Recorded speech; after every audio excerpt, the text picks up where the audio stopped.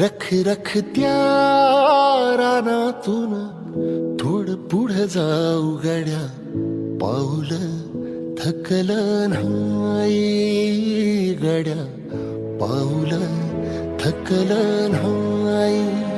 सुकलेल्या भाकरीला पाण्यासंग खाऊ गड्या, पाऊल थकलं नाही गड्या, पाऊल थकलं नाही. झालो बरबाद जरी बसला घाम उरी, गलेची आग सार जाळून विजाईना.